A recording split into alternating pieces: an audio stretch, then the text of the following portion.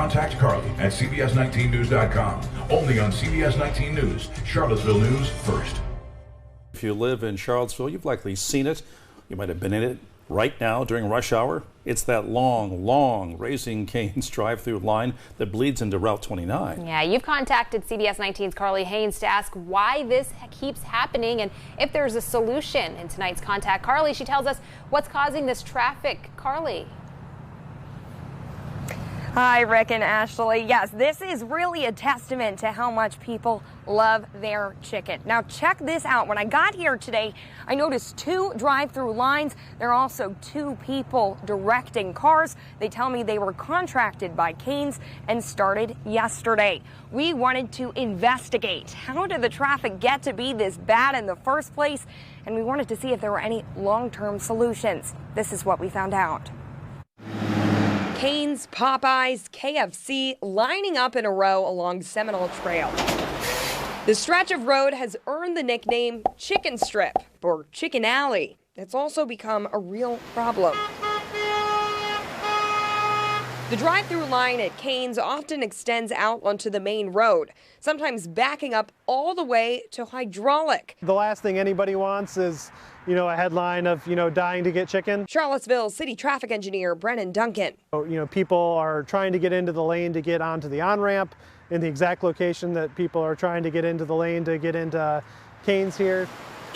Charlottesville police say between May 1st and November 1st, there were 10 reported accidents in that area. Here's one the first week of November where a truck flipped upside down. Because people try to change the lane and the traffic is so coming fast on the middle lanes, and that's when the accident happens here. Sharanjeet Gotra owns Milan, the Indian food restaurant next door. 6 to 8 months ago, I started noticing it was getting worse. The Cane's traffic, he says, blocks his customers from coming in. They even asked us to deliver the food on the street because they can't get in and out. Could that line potentially run you out of business if it doesn't? If you stay like that, yeah, slowly it's killing our business here. There are multiple causes. For starters, Cane's dining room is closed because they need more staff, meaning all their customers are drive-through. They have had issues all over the country. Some of the corporate managers and stuff have even been drafted to come in and be fry cooks and work in the restaurants. The problem is also related to zoning. The building was put in before 2003, before restaurants in that area were required to get a special permit through the city to have a drive-through, before they had more limitations. In other words, the Cane's drive-through was grandfathered in. There's really not a whole lot we can do in this particular location. We can't shut down an entire lane of travel and designate it as the drive-through lane, nor would we want to. Though technically, Duncan said it is against the law to stop in a travel lane. The police have not exercised their full authority. They could, though. We really don't want to ticket people who just want a piece of chicken. Chicken traffic. A bizarre and unexpected outcome of a staffing shortage plaguing restaurants. So now there are a few things here. One, if you want a piece of chicken, you see that drive-through line is bleeding out onto the main road. Just don't turn in. It is against the law to stop in the road. But another big update here, the city tells me they have been in touch with Cane's national offices, and they're hoping to be having a meeting with Cane's this week. In Charlottesville, Carly Haynes, CBS 19 News. I'm on the side of Route 250 right now, and all up and down this road there are trees weighing on these cables, and those lines are the only thing stopping these trees from falling onto the roads. Now, I want you to look at this right here. This is a bunch of trees weighing down a cable right now, pushing into the floor, and it's close to touching the stream below. So for this Contact Carly report, we wanted to find out whose line is it anyway. It just looked like literally a war zone. This year's heavy snow brought a lot of damage. Spruce trees and cedar trees and things like that don't like ice. They don't like the heaviness of it, and so they just broke in two. But for those who often commute on 250, I drive every day with my little kids in the car, a 2-year-old and a 2-month-old. The damage is downright daunting. Seeing those trees kind of dangling over the road at times, it's a little nerve-wracking driving past them. There are at least 2 spots along this route between Pantops and Shadwell where large trees are pushing against cables. Well, there's some laying basically over top of the road, like in the travel lane. So like if a gust of wind or something were to come through, like it potentially could fall on a car.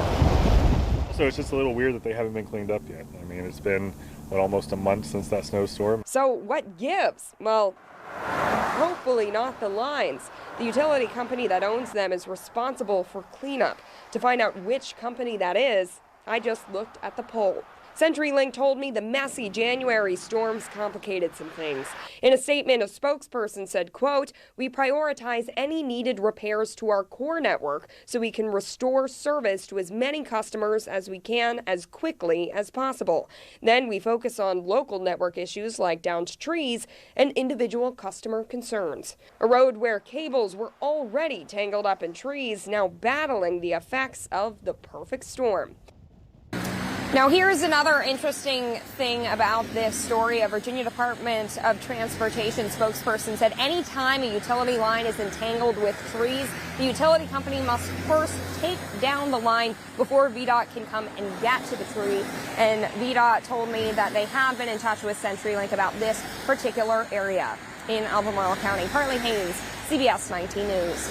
This crazy intersection is left over from a road expansion project that happened back in the 1960s. The good news, the state is giving money to the city to do some redesigning, but the city won't actually get it for another few years. Take a look. When you drive through the Preston and Grady intersection with its cluster of cars and confusing curves, it's easy to get mixed up. Enough to where I've seen, a couple collisions in the middle, and sometimes people go in the wrong direction even because sometimes the signs are a little tricky to navigate. Chris Davis is an assistant manager at Martin's Hardware. If you're coming from this direction, you have to go down and kind of make a U-turn, and then some people just try to come straight across.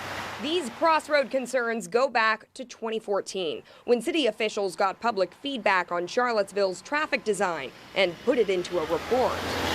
In that particular document, this was the #1 problem intersection in the city. City traffic engineer Brennan Duncan said there are 2 traffic lights close together, leading to backups, and multiple streets feed to one spot. There are also major problems for pedestrians.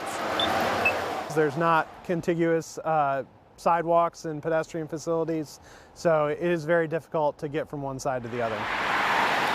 To pay for the redesign, the city applied for VDOT's Smart Scale project funding, which fully covers the cost of certain projects if it helps Virginia's transportation goals. We put in for $6 million for this. The application was approved last year, but the money's not coming until 2025.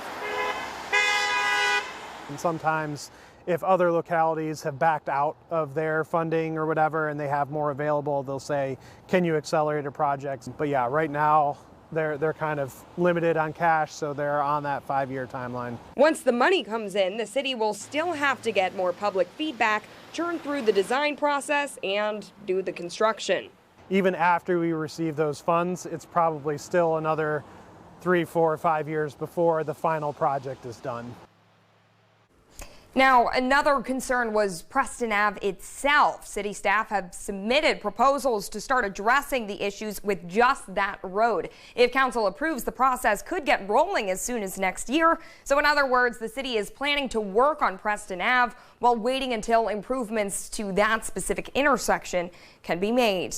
Live in the studio, Carly Haynes, CBS 19 News. All right, Carly, thank you. And if you've got a neighborhood issue that you want more information on, contact Carly for help.